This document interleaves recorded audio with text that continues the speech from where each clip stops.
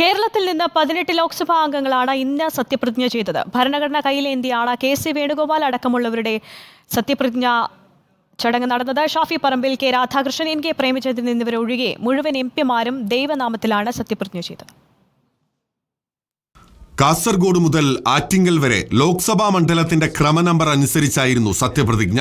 മന്ത്രിസഭാംഗമായതിനാൽ സുരേഷ് ഗോപി രാവിലെ സത്യപ്രതിജ്ഞ പൂർത്തിയാക്കി.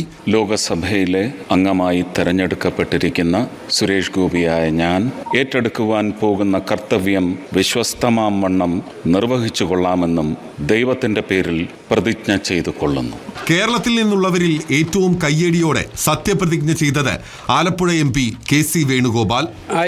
KC Venugopal, having been elected a member of the House of the People, do share in the name of God that I will bear the true faith and allegiance to the Constitution of India as by law established, and that I will faithfully discharge the duty upon which I am about to enter.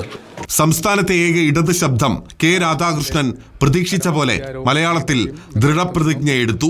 ഞാൻ ഏറ്റെടുക്കാൻ പോകുന്ന കർത്തവ്യം വിശ്വസ്തയോടുകൂടി നിർവഹിക്കുമെന്ന് ദൃഢപ്രതിജ്ഞ എടുക്കുന്നു. Shafi Parambil, NK Premachandran എന്നിവരാണ് ദൃഢപ്രതിജ്ഞ ചെയ്ത മറ്റംഗങ്ങൾ.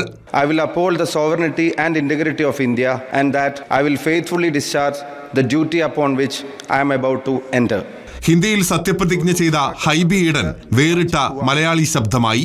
ईश्वर की शपथ लेता हूँ, उसके कर्तव्यों का श्रद्धापूर्वक निर्वहन करूंगा. KC വേണുഗോപാൽ, NK പ്രേമചന്ദ്രൻ, ഷാഫി പറമ്പിൽ, അടൂർ പ്രകാശ് എന്നിവരാണ് ഇംഗ്ലീഷിൽ സത്യപ്രതിജ്ഞ ചെയ്തത്.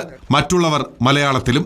വിദേശത്തായതിനാൽ ശശി തരൂർ പിന്നീട് സത്യപ്രതിജ്ഞ ചെയ്യും. രാഹുൽ ഗാന്ധി രാജിവെച്ചതോടെ വയനാട് അംഗത്തിന്റെയും സത്യപ്രതിജ്ഞ ഇന്നുണ്ടായില്ല.